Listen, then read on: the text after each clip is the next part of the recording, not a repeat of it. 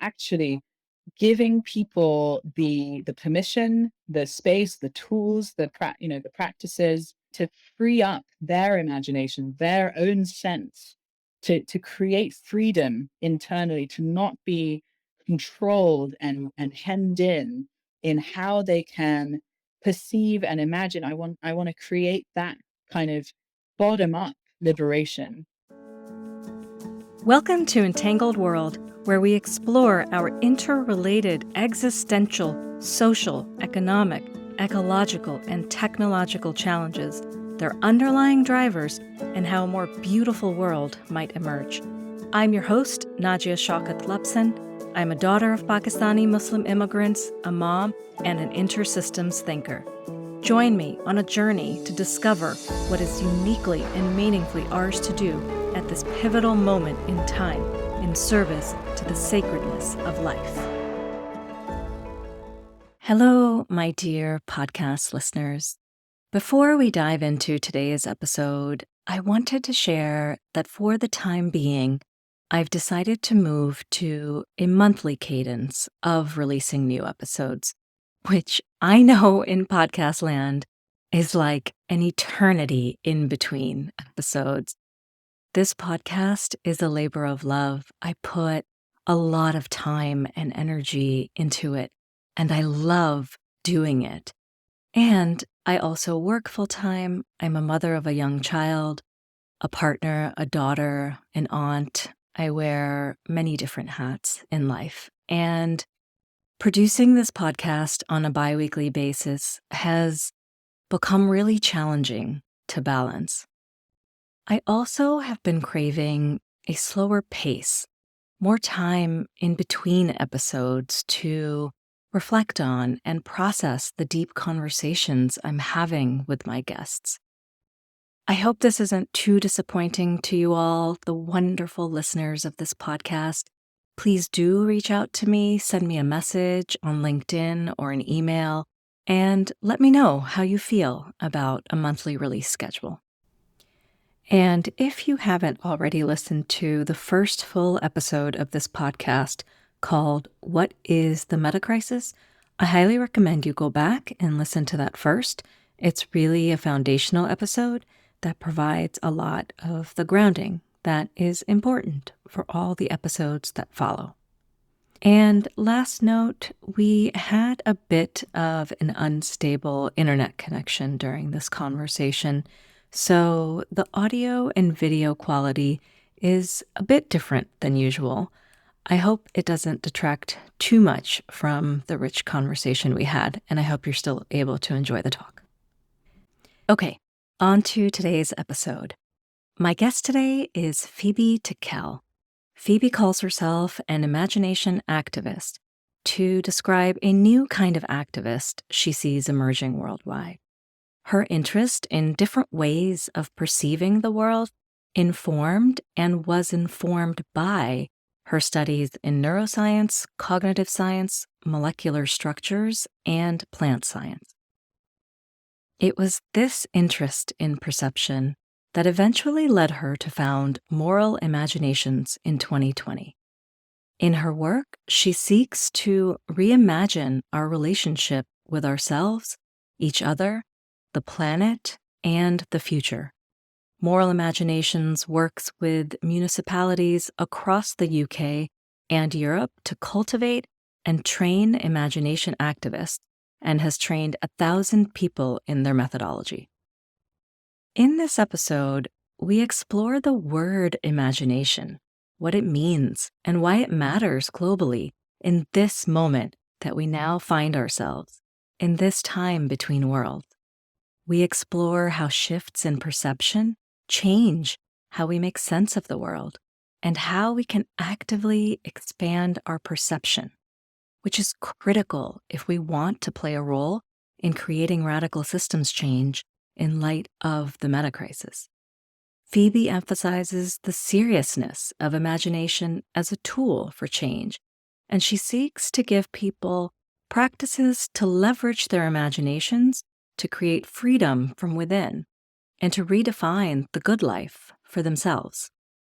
I hope you enjoyed the episode. If you do, please share it with a friend or two and subscribe on your favorite podcast app or to the Entangled World Pod YouTube channel.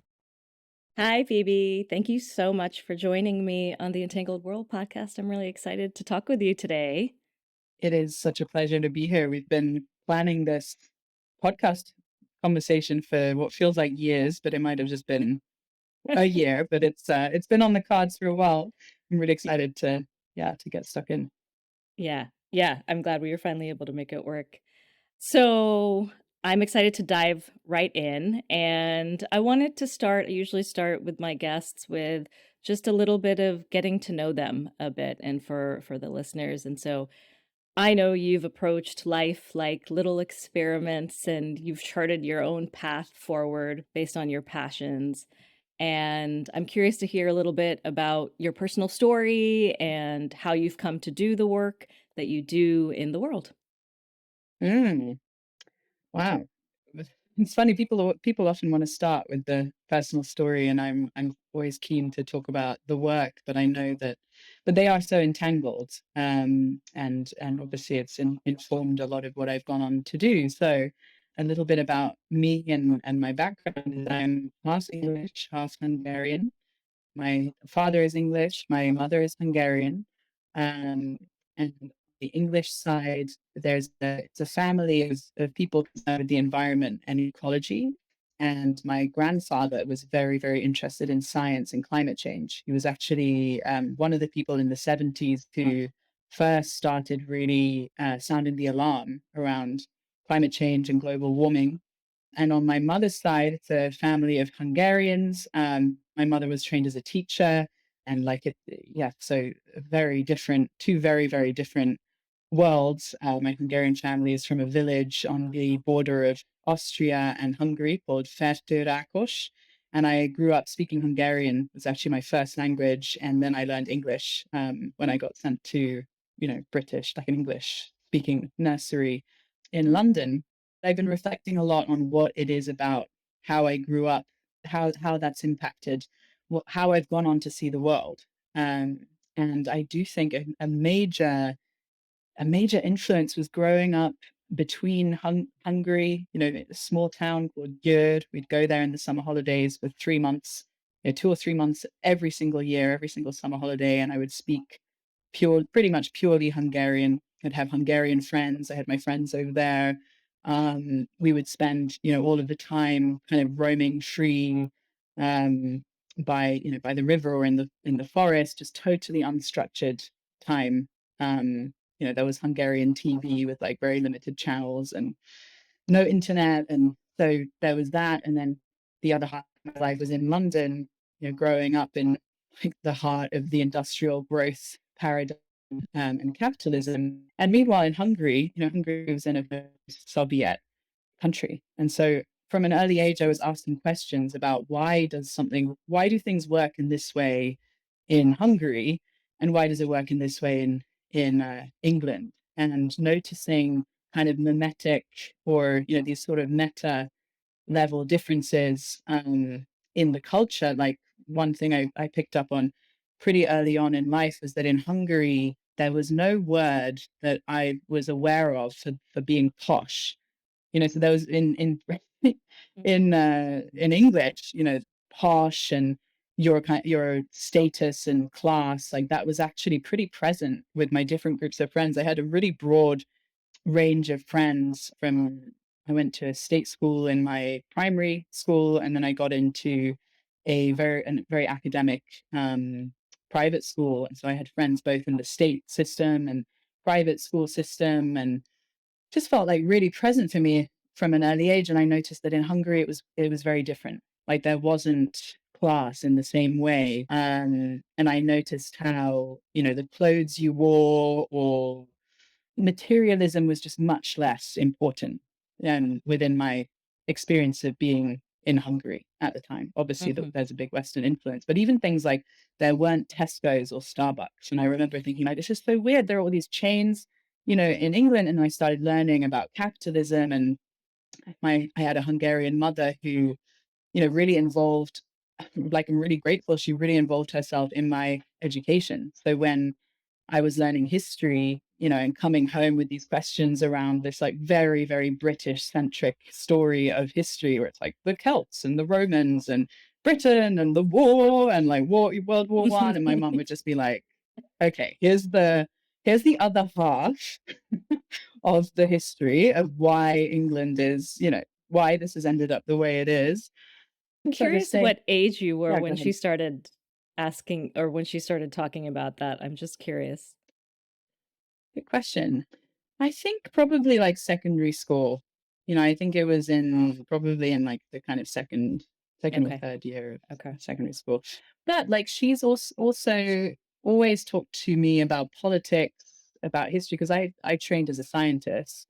Mhm. I went on to study science, and I had a natural passion for art, so for painting and drawing. So I was really, really deep in doing art, from a really early age. And, my house was like my room was full of drawings and prints. And as I became a teenager, I got really into printmaking and really felt this call and passion for the artist's way, the artist's way of seeing the world. And I also noticed like when I would draw, I was interested in like the experience of drawing and painting and the closeness and intimacy it brought me into with life.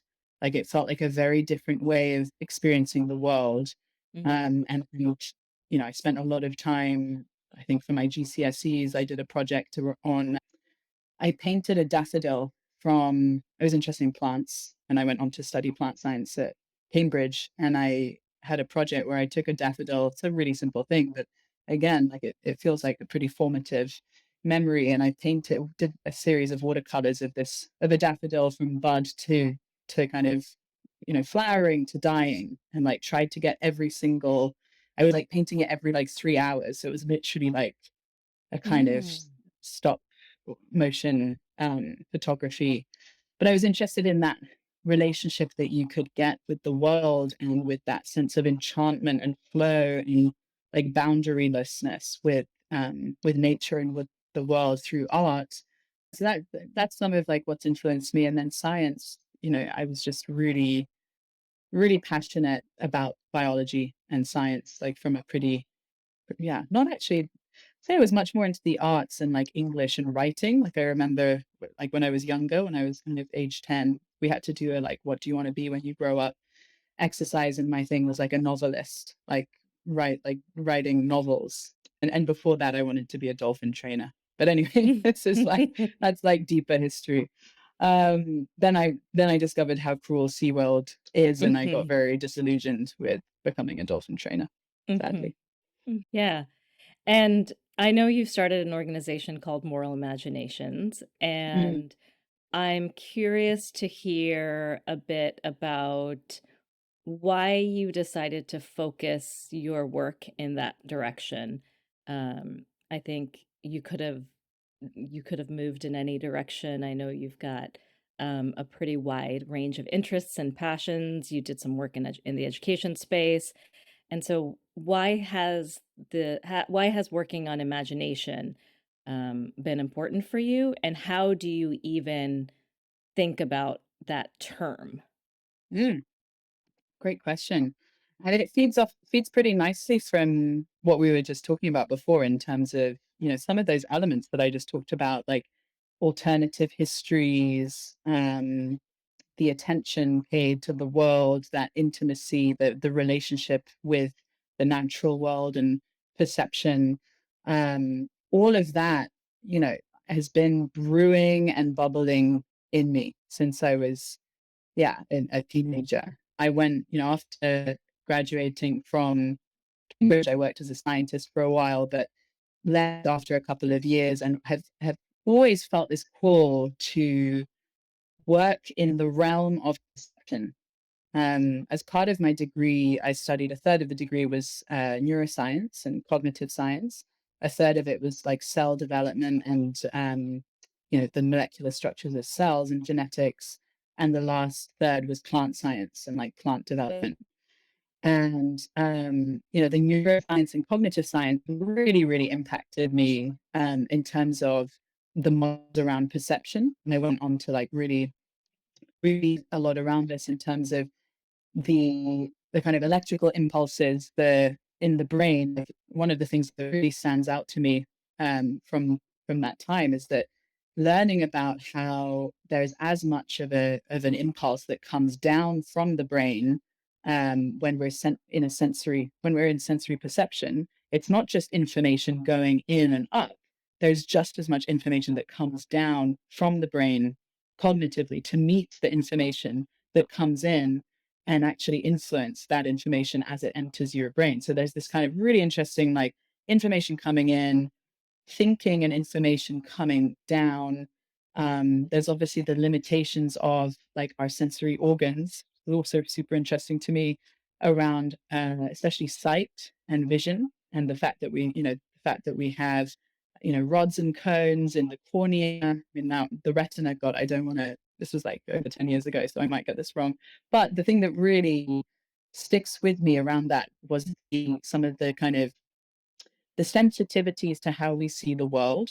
So our eyes, like even kind of physically, the way our eyes and the kind of neuronal structures are structured are such that we are very good at we bias towards edges.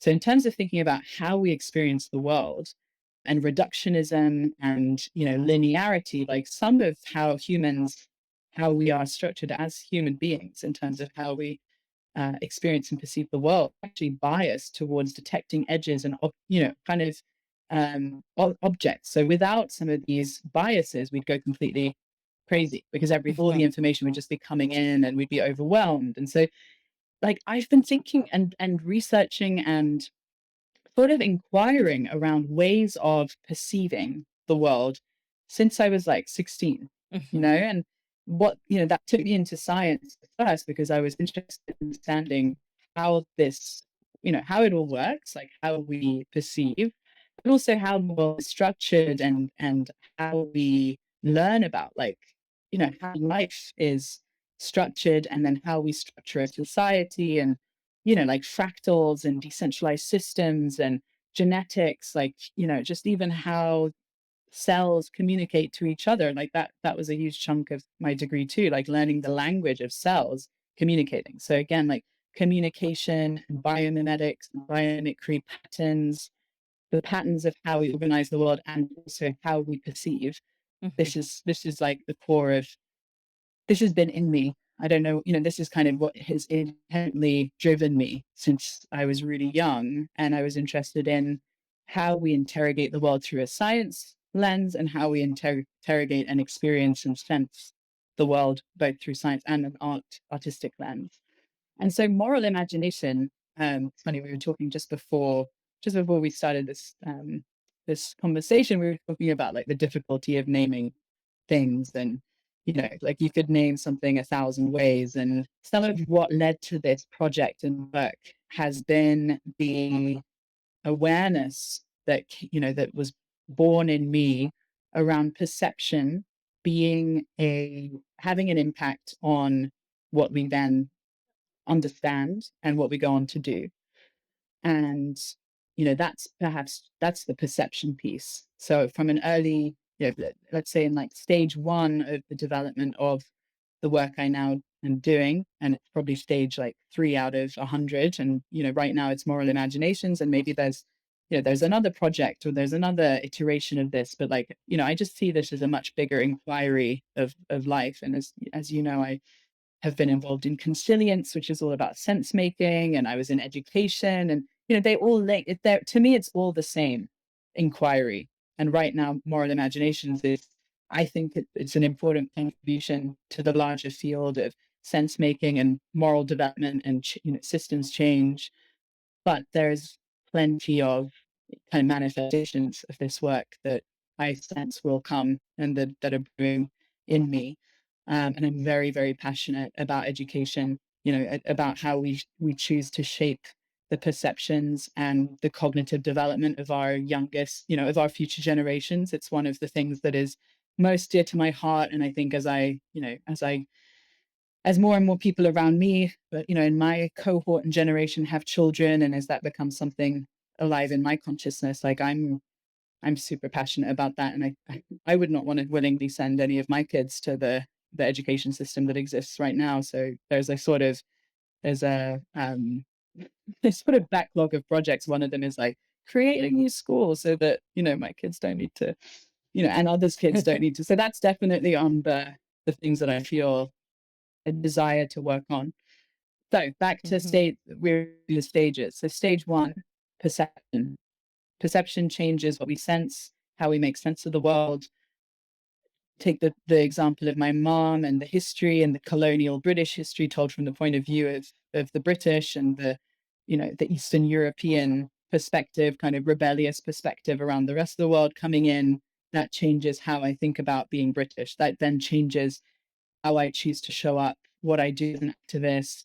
It's like Mhm. perception is core of how we go on to design society. That's stage one.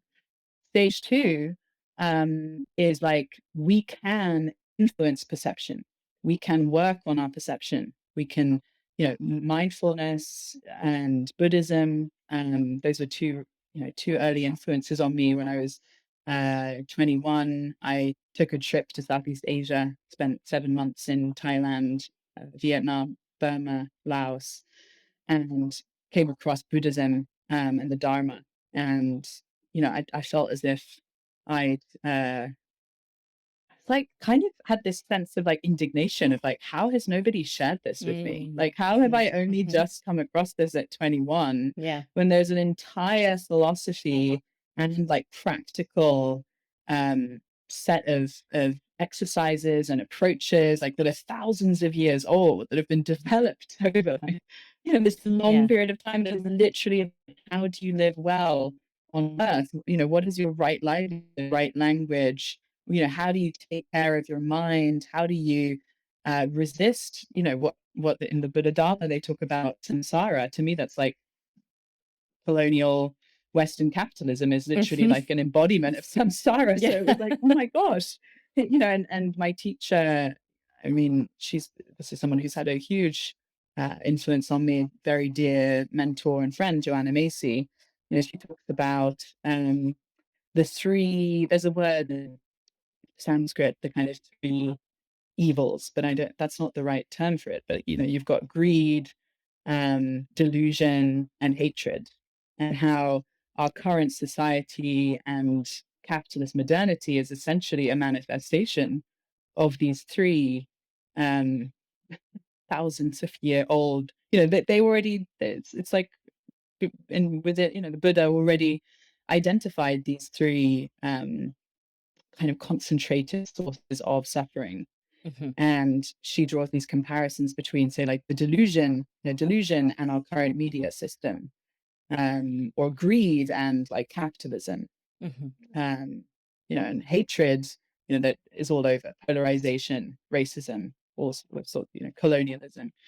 So that had, that when I discovered Buddhism, I was like, oh my gosh, so there are people who have designed an approach and like a methodology and in a way a curriculum to help like take care of your perception and actually take the reins of your perception. And so that's the kind of second stage. It's like we can influence the way we see and experience the world. And I think though something I also noticed as I was growing up was that I had a natural um, tendency towards like enchantment and wonder.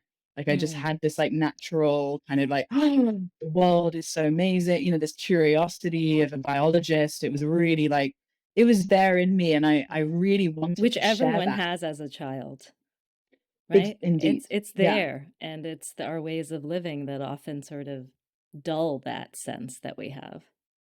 totally. Yeah, exactly.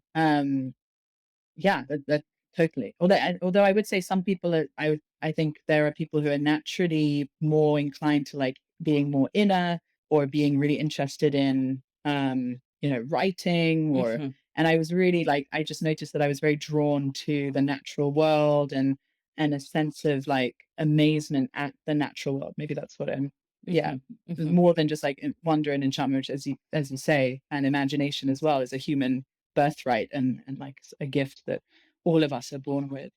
But I really felt like I could see that like this wasn't maybe in the adults around me as I was growing up, I was kind of perceiving like, no, why do they not want this? Or Mm, like, what's missing? And I think I was passionate and excited about working out how to open that up for other people.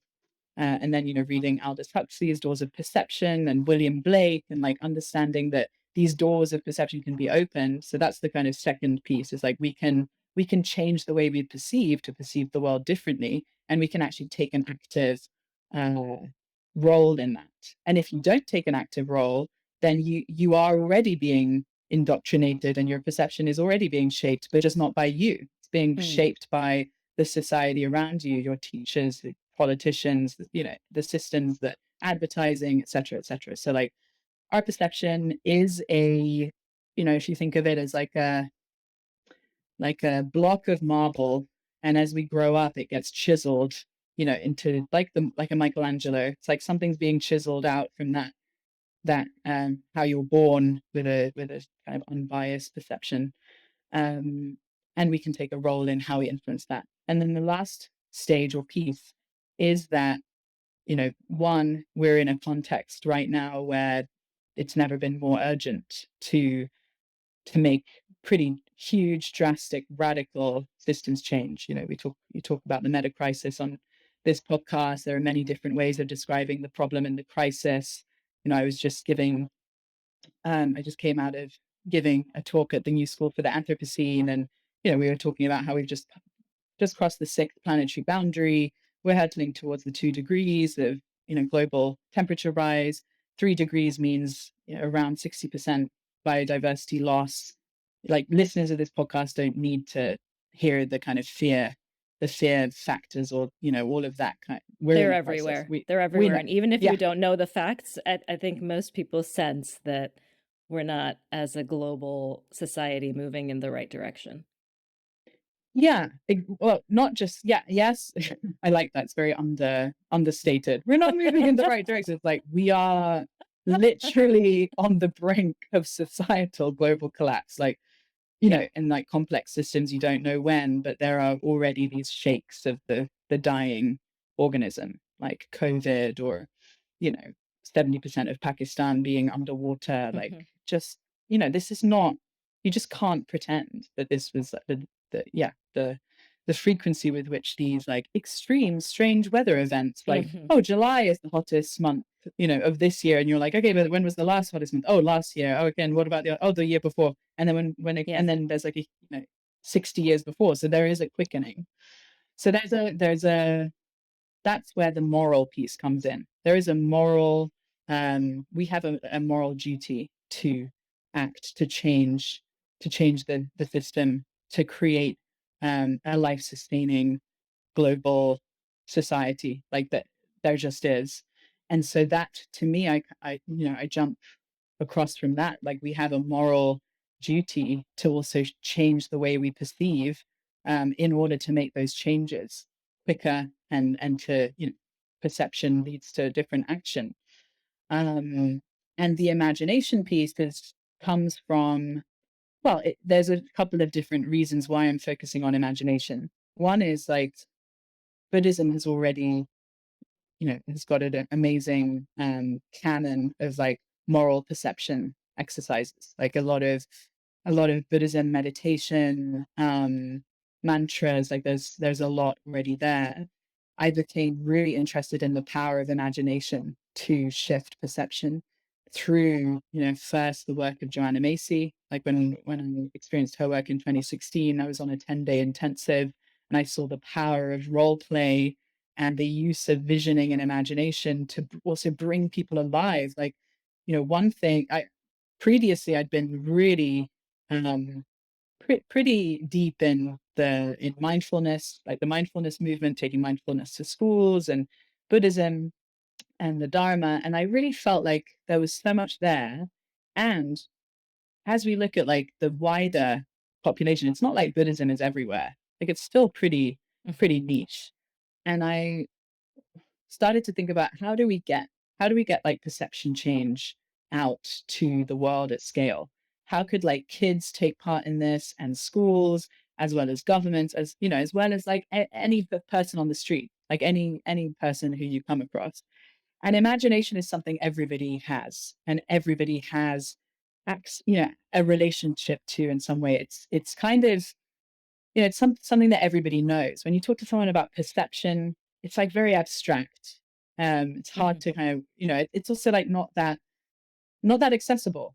So the imagination piece for me is about how do we create a way for people at scale to engage in this kind of perception change work? How do we make it fun and creative? And also, like, I am really convinced that there is an untapped potential in imagination as a practice, as a tool, and as a way to actually shift the way we see and interact. And I also think it's under it's under attack from like algorithms, advertising, technology addiction, less time daydreaming, more, screen time, just less time for free time and kind of wondering and think, that I think like the human thought and imagination is like slowly being like narrowed, and it's like a territory that is being slowly colonized. Mhm. And imagination is almost like the immune system response to like forcing that all out. Like it's how we take an active role in building up that muscle to force out the unwanted influences of all of those things I just listed. Mm. Mm. That's interesting. So, okay, there's so many things I want to go back to in what you raised, but first, I think what's coming to mind is so I had Jonathan Rowson on the podcast recently, Mhm. and he talked about three kind of different ways to think about our creative capacities, for lack of a better word. And he sort of said, if I'm remembering this correctly, first there's imagination, or how we commonly think of imagination, which is our human faculty to bring into being or manifest things that are not already there or perceived by the senses. Probably the sort of most typical way that most people think about imagination when you say that word.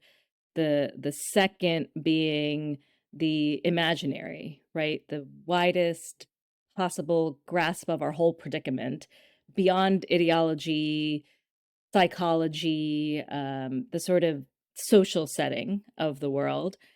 And then the third being the imaginal, or what might be called the sort of more spiritual realm, right? Like this is the place of dreams and archetypes and images. And I'm curious because I'd love to talk a little bit more, to paint a picture of some of the work that Moral Imaginations does. And so I'm curious to hear a little bit about how you hold that term, and sort of what does that look like in the world? What does that how are people engaging with that term in the ways that you and your organization are holding it and interacting in the world with it? Mhm.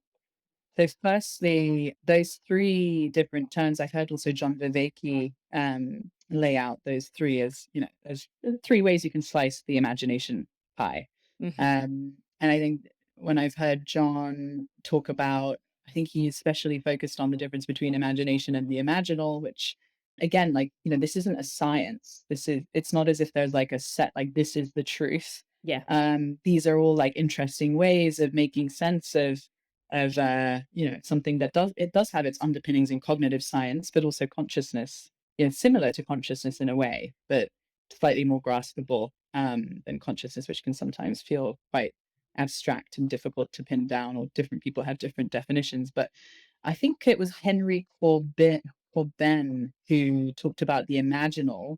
Also James Hillman and others like William Blake and Jung. They've all been influences on how I think about imagination. And so this scholar that John was referencing, talks about the imaginal, which I like, and it speaks to something I picked up on through the development of the practice. So I went to this whole topic really as a scientist, like I didn't research all the theory and then and write about it. I really started to experiment with this, run workshops, experiments. We ran yes, hundreds of workshops, especially over COVID, like online on Zoom, getting feedback, developing practice. Like that's been the core, some of the core part of this work has been actually developing methodologies and practice while also actually establishing a field of imagination within the meta-modern scene and systems change scene. Like that, previously when I got involved in this work, it was really imagination was in the creative, in Mhm. the realm of like the creative, like arts and crafts, Ken Robinson, a little bit around creativity and his amazing work around schools and how we're killing creativity in schools. But a lot of the work has been getting out this, popularizing the view, but also like kind of making a case for it using research and yeah, explaining the theory of why we need to actually focus on imagination as a practice in order to change the world. Because, as I say, like previously, it was seen as imagination is like great for creativity and daydreaming. And what moral imaginations has done, I among obviously like alongside many others, it's not like it's only us, but I think that's been our big focus, has been to establish imagination practice as something that could lead to systems change, and like be taken seriously. We Mhm. talk a lot about how imagination is serious, um, and then the moral imagination piece just makes it really clear that this is not like creative imagination. This is about imagination with that seriousness, and that moral duty to imagine differently. Um, to jump back to the imaginal imagination difference, though, really briefly, this is really helpful for just to outline this in order to explain some of our work.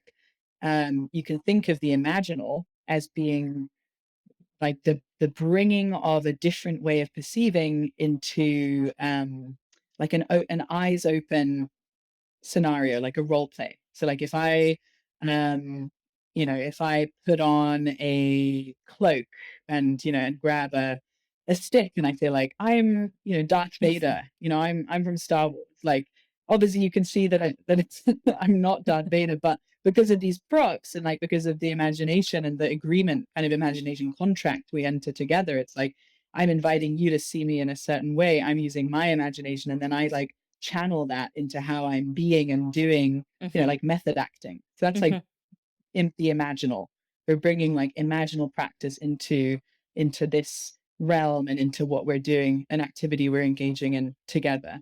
Then the imagination you could think of as like eyes closed, visioning, like generating images of things that either aren't there in the present or in the future. And so those are like, I think that's an important kind of distinction to make. And then obviously the imaginaries are the products of imagination or collectively, like a social imagination. I think that's also where if I've understood correctly, it's where Perspectiva has really focused as well and around Mhm. the social imaginaries. And that also links a lot with deep narratives and myths, which I also find really, really interesting and are also a really important part of understanding how we've got into the mess we're in now and how we get our way out is like these cultural narratives, deep narratives, social imaginaries in terms of what is possible, what is a good life, what does it mean to be successful? These are kind of cultural imaginaries that we hold as a society.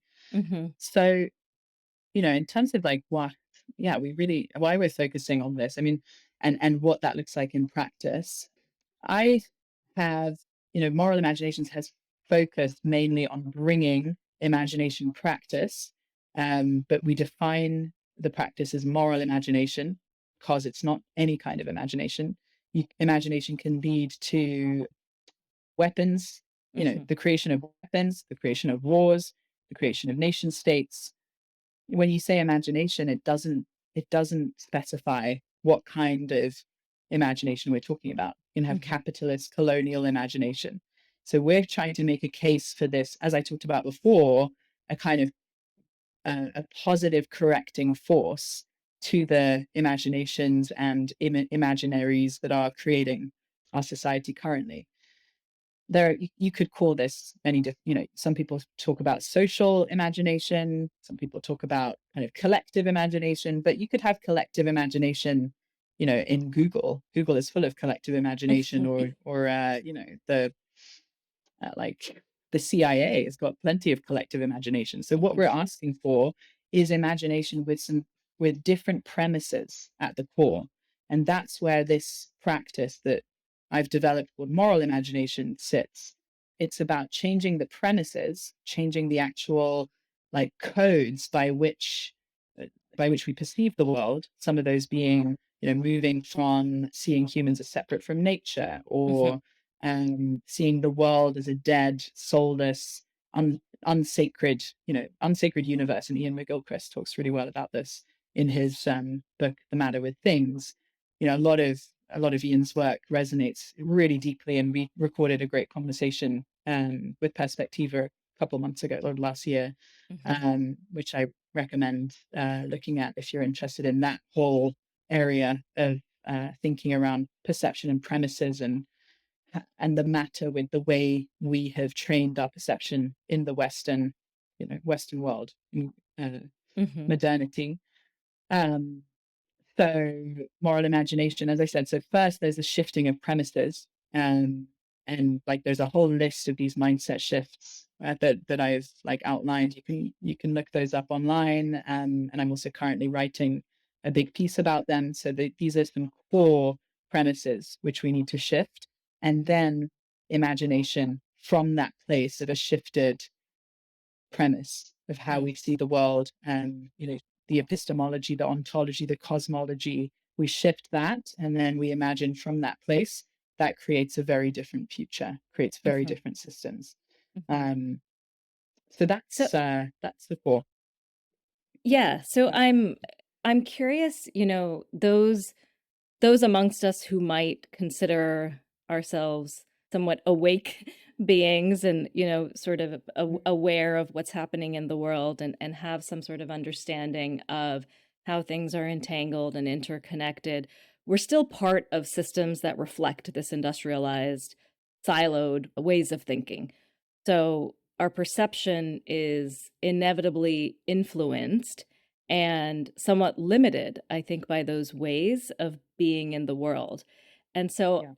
and this is a question I've been sort of wrestling with a bit, which is, you know, is it is it possible for us to truly imagine a world completely different from what exists today? Do we risk replicating our past ways of being under a sort of feel good banner of imagination? Like, how do we tackle the fact that we have these ingrained beliefs and ingrained values that have developed and lived and grown inside of us? And there's no way to not bring those things, even if we're actively trying to shift them. So I'm curious Mm. as to sort of how you're thinking about that. I think, like, firstly, there is absolutely a risk. I mean, I guess the risk, it's like, to me, I see that as a risk of just more the same. So at least it's not like worse. So yeah, it's a risk, but it's like, okay, the Sure. risk of a lot of like the work around, around kind of imagining, but nothing actually changing. It's like, okay, yeah, so we're still stuck in what I call the fish tank. So I talk about this metaphor of a fish tank, to help just as a shorthand for like the reality that we're in. So I just like really briefly, it's like people can imagine that there are goldfish in the fish tank, and I ask them to think about like you're born in the fish tank, and you realize that there's inequality, and you want to change things, and that things aren't as you hope for them to be. And so you start protesting, and you say like another fish tank is possible. You've got your like little goldfish placard, and you stop going to goldfish school, and you glue yourself to the side of the fish tank, and you're like demanding change to make the fish tank better. And actually, that is a metaphor for like the green economy, conscious capitalism, design thinking 2.0, Mhm. all these things. Like actually a lot of like traditional activism as well. It's like just demanding for better conditions in the fish tank, but there's a failure to actually present like an alternative. So like that to me connects to to your question. It's like we could just imagine a new fish tank. And in the new fish tank, there's a better bubble machine and there's a better, there's a better water filtration system and there's more fish food for all fish. And yet we're still in the fish tank. And that is what this entire project is about. Is how do we actually get out of the fish tank and into the vast and endless sea, which kind of refers to their famous quote. I always find it really hard to pronounce his name.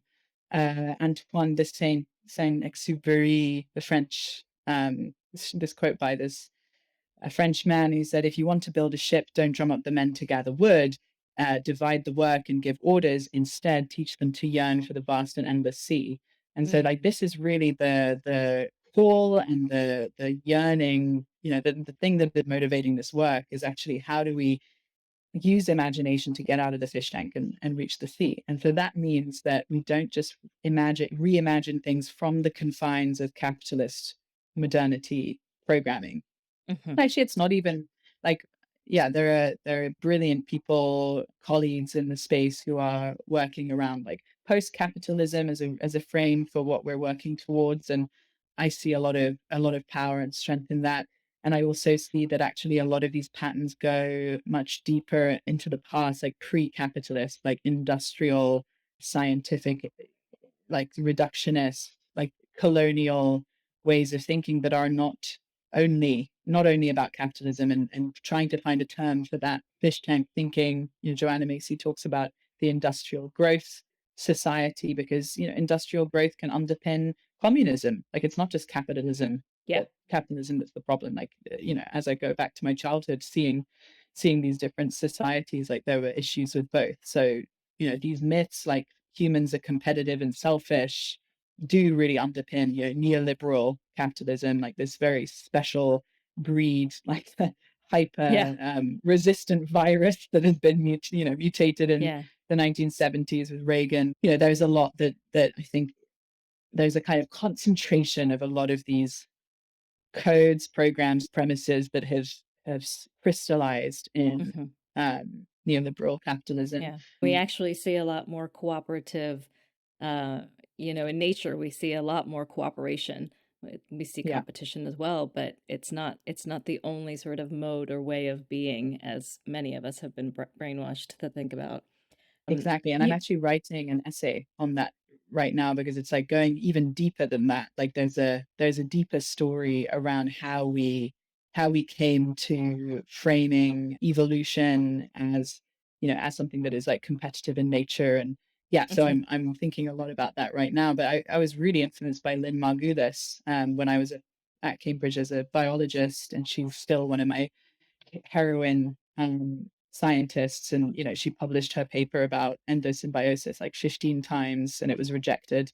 She tried to publish it, like it was rejected 15 times, and finally she got it published. And now it's like taught in every curriculum around the world. I mean, incredible. Mhm. And that at the core is about how our every single cell in our body is built out of a mosaic of different organisms and life. And like that was one of the first things when I was still working in the lab in Imperial College London. I was working around symbiosis of bacteria and algae and doing all this reading about symbiosis. And when I revisited like secondary school lessons around endosymbiosis, something that really struck me was like, here is a scientific fact that each of our cells has relics of bacteria that are now our mitochondria. Like it's in our cellular makeup that we are tapestries and mosaics, and that even calling ourselves human is just a human construct. Like, what does it Yeah. mean to be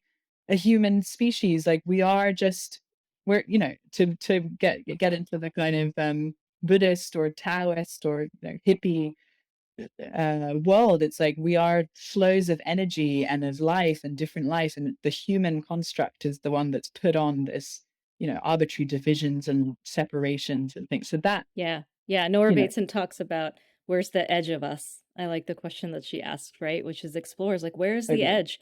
Where's the edge of us of Is it the school? as Is it the yeah, is it yeah? our is Love it our that. food? Is Yeah, it the relationships we have with people where, yeah, where is that, right? And you think about things like our gut microbiome.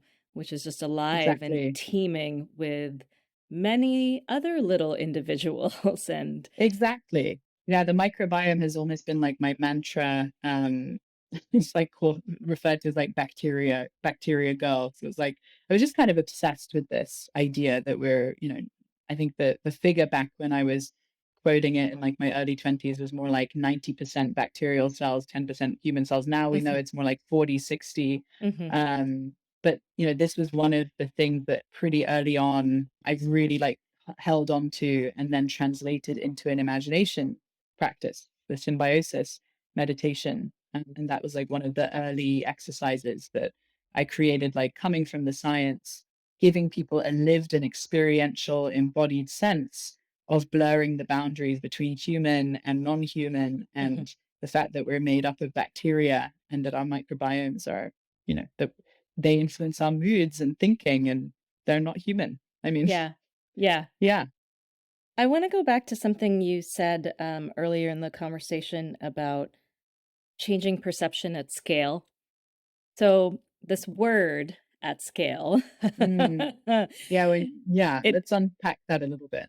yeah, yeah. And the reason I think I'm going back to it is that I think there are many things in the world that we often uh ruin by trying to think, "Oh, how do we do this at scale?"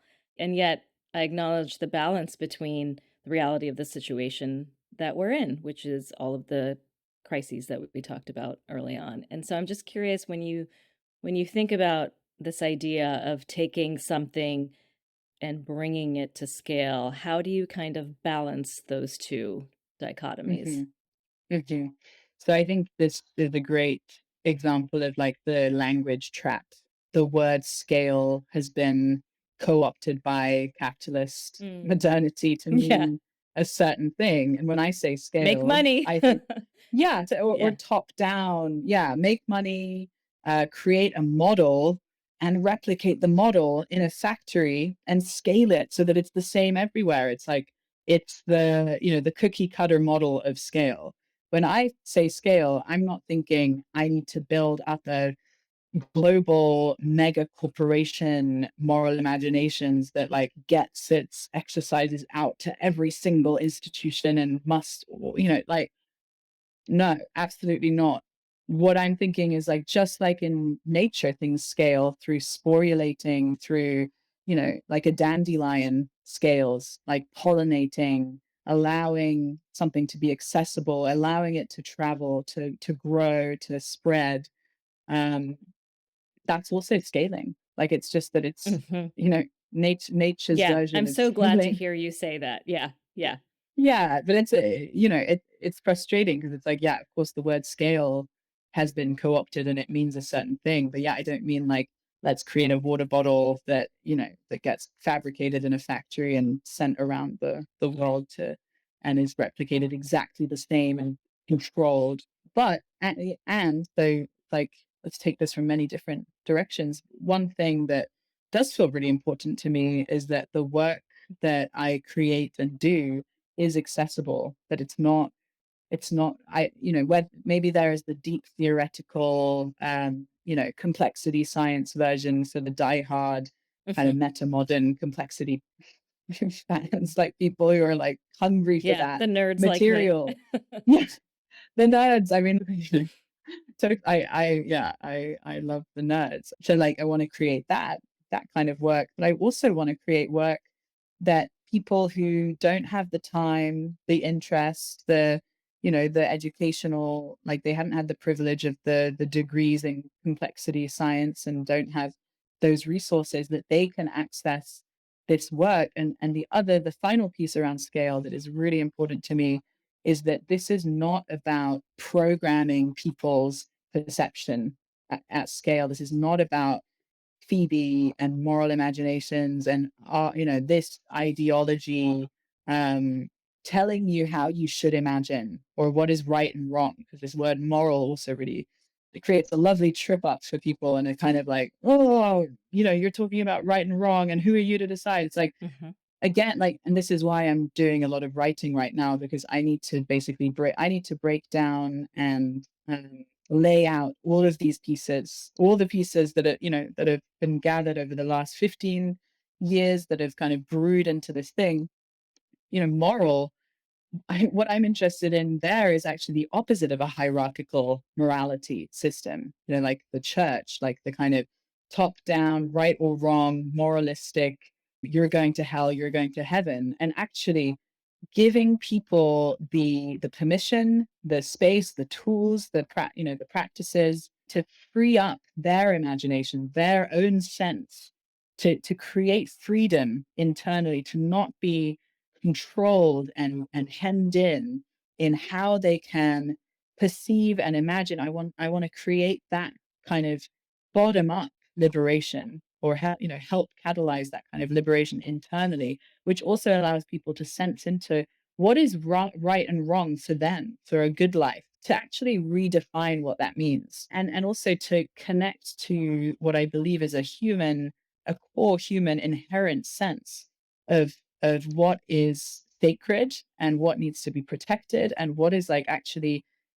defiling the sacred, like when you destroy rainforests at scale, when you plant, when you use lawnmowers to destroy, wildflowers and insects, like reconnect. For, again, there is no right and wrong. Maybe for some people it's, it looks different to others, but actually creating, helping people build their own muscle, of what feels like what they need to work towards, and Mhm. reconnecting them to life and themselves and others. Mhm. Mhm. And as you've reflected on your work and its perceivable outcomes, how have your learning sort of influenced your ideas of how change happens? So, for example, I know you've done some work in Camden, working with the city there, and I'm just curious how your work over the last few years has really shaped what you see in terms of how concrete change actually happens in the world. Mm. Interesting. Like concrete change, right? Yeah. Like Oh, yeah. Even that what's the terminology. concrete? As I said it, I was like, oh, I don't like that word. Why am I using that word? There you are again. It's inside all of us. Right. Like it's like, Right. and it's like the scale and the ooh, like the concrete change is, I get that a lot from people. They're like, okay, but what actually is, Yeah. where are the metrics? Right. Where are the metrics? What's the result? Yeah. No, I didn't mean that. I meant more No, no, sort of I like hear your you. perception of, yeah, Yeah. how things emerge, how things change, how transformation happens. And Hmm. nobody has an answer to these questions, obviously, No, but completely. I mean, yeah. I think what I have learned around about change has, some of, obviously we've got our the projects like the Camden project, and the project we did around creating an interspecies, like multi-species democracy, multi-species governance practices, with DEFRA and Policy Lab. I actually think I've learned more about change through, what I've seen in like the surrounding ecosystem. Because what I see is actually like, um, just the traveling of means and ideas and practices, and how like it's totally nonlinear and it ripples, and you'll see, as I said around imagination, like 4 or 5 years ago nobody was talking about imagination. Suddenly it's like there are people who are suddenly talking, like not suddenly, but like Ian McGilchrist is obviously writing his books for the last 10 years and published, really recently, and he's got his chapter around imagination, and his work is like really coming into being an influence right now. So they're like, what I've seen is there are all of these different all of these different people who are coming towards a topic like perception or the meta crisis or imagination or systems change. And you've got kind of the warm data work, and like how that influences, has influenced so many, and the UN, UNDP labs and Club of Rome, and then you've got this kind of meta modernism kind of wave. Then the work around, it's just what am I saying here? What I've seen is that, change is nonlinear. The things you think will lead to lots of change often don't. a talk that you can get, you give a talk and it suddenly gets like tens of thousands of views, and people, or a course, like I ran a course a couple of years ago called Tools for Regenerative Renaissance. And I did that. I did that as like a side thing, like a hobby with a friend, somebody else from the space. And we just put on this course during the pandemic, and it just felt like, oh yeah, this is a cool, a fun thing to do. Somebody had approached us with a bit of funding, said, do you want to create a course around regeneration? Cool, yes. So we put together this 8-week curriculum. Just felt like really a not a non-important thing. The number of people that have come back to me and said that course literally changed the course of what I went on to do. I'd left my job. Somebody who said they'd left their job like in government and gone and started a permaculture farm, and another person's like gone into regenerative design, and somebody, and it's like, you just don't know what's going to touch people and change people, and when people are ready, also to take away the hubris and the kind of self-importance of like any one of us is changing anyone else, like that my course changed that person. No, they were ready. They'd heard a bunch of different things. They felt attracted to the course because of all the other people and things they'd read and their histories and their grandmothers and, the stars and their horoscope that month. Like, that Mhm. led them to take the course, and it was just the right time and the right moment. And so what I think I've learned about change is like, you do not know, you never know where it's going to happen, how you're going to touch people. And the important thing is just to keep on, showing up, doing the work, to chop water, carry wood, no, chop wood, carry water, chop water and carry wood. That's what I think about change. I mean, there's some truth in that, because you do things, you also like make mistakes, Yeah. and sometimes that unlocks something for people. So I'm Yeah. sorry if that, I'm not trying to get No, I out of think the yeah, question, but no, that is the truth. yeah, I absolutely agree. And I think, you can get stuck in the worry about the unintended consequences of your work. Like what if what I'm doing actually results in Mm, something becoming worse, and I can't control that either. yeah, Um but that's there's stressful. also, yeah, it's very stressful, and I think I was in that space for a while, really kind of struggling with what I was meant to do here in this world. And Mm, but I also think that when you really kind of get that we are not in control, we don't get to say what change happens through our work. When you really get that, there's also a little bit of I don't know, for me it felt a little bit of a weightlifting to say yeah, it's not all on me. It's not I don't have yeah. full, I things are going to go the way they're going to go, and I'm going to bring my best intention and Mm, my open heart and be driven by love, and mm. where things go, they go. Yeah, and it really unburdens you as well, that perspective. And it's just more, to walk the talk of all of the things we've talked about. Like, we are not, we're not, I am not Phoebe. I'm not even human. I'm a flow of, my ancestors, my mom, my dad, that experience in childhood, the bacteria in my gut, the food I ate. Yeah, it's a constant negotiation between that cosmic view and then the necessary kind of individualistic way of being, to be able to kind of operate in the world where you're trying to make change. And I find that like a Yeah. really interesting spectrum to be navigating and negotiating between. But it does lighten the load when you realize you don't know how things are going to work. Um, I think I root myself across between like strategy and a theory of change, and then like, holding it extremely lightly and Mhm. taking full attention to intuition and cosmic direction. And if there's and so there's a whole version of the strategic story that I could tell from a cosmological mythopoetic perspective, which is like I learned the term moral imagination from Joanne Macy. Can't explain it. When I heard that term, it just moved me, and it called me. And I feel like I've been invited to steward this work into the world. And I can explain all of that as we have through a sequence of events. And like it's just happened. And this is what has been, calling me, and um it wants to be in the world. And so I wonder when that work will be done. So Beautiful. yeah. I want to be conscious of our time because I know you have a train to catch. Um, Always. so And yeah, yeah, this was amazing. thank you. Love Thank you. conversation. And yeah, just to close, I wanted to ask you, who would you like to platform to come onto the podcast? Yes. So and I did have a think about this beforehand, and there are so many amazing people in the space. And, as you and I talked about before, there's a real wealth of certain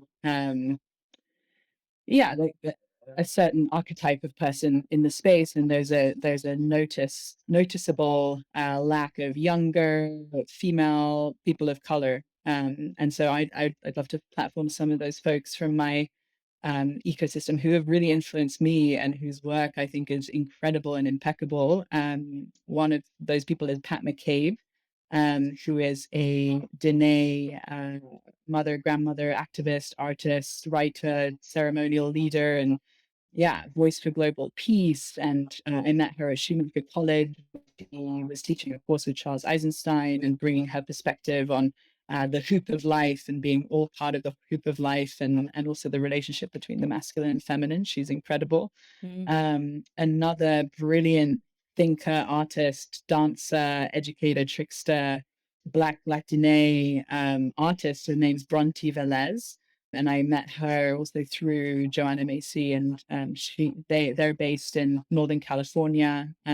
They're setting up a school, which I forget the name of it, but it's they're setting up a school, and they work in this space around kind of feminist placemaking and abolitionist theology, environmental regeneration, death doulaship, and they run an organization called From Lead to Life. So taking guns and melting them down into metal that is then used to create shovels. mm, To fuel like a permaculture movement. So like really beautiful work. And lastly, I amazing. think Vanessa Andriotti is somebody who comes to mind who I don't think you've had on the podcast before. And she's the author of Hospicing Modernity. And she's the director, I think, of the Peter Wall Institute. Anyway, she's at the University of Victoria. And yeah, this book, Hospicing Modernity, has really rippled out and influenced so many, and really prepared people to think in this way of actually needing to end the chapter that we're in and decolonize and shift perception. So I see her work as incredibly important in the space. And there's many more, but I think you said two or Amazing. three. This is amazing. Thank you. Thank you so much for this beautiful list. Her book has been on my reading list for a long time, and um, it's getting It's a pushed down fantastic when, piece of work. yeah, yeah, Yeah. Yeah. awesome. Nice. Thank you. All right. Well, thank you so much. This was wonderful. Thank you so much for coming on the podcast. Thank you for having me. If you liked the episode and want to hear more conversations where we explore how a more beautiful world might emerge, subscribe or follow on your favorite podcast app or the Entangled World Pod YouTube channel. If you loved it, support the project at patreon.com/Entangled World. Thank you for listening and for coming on this journey together.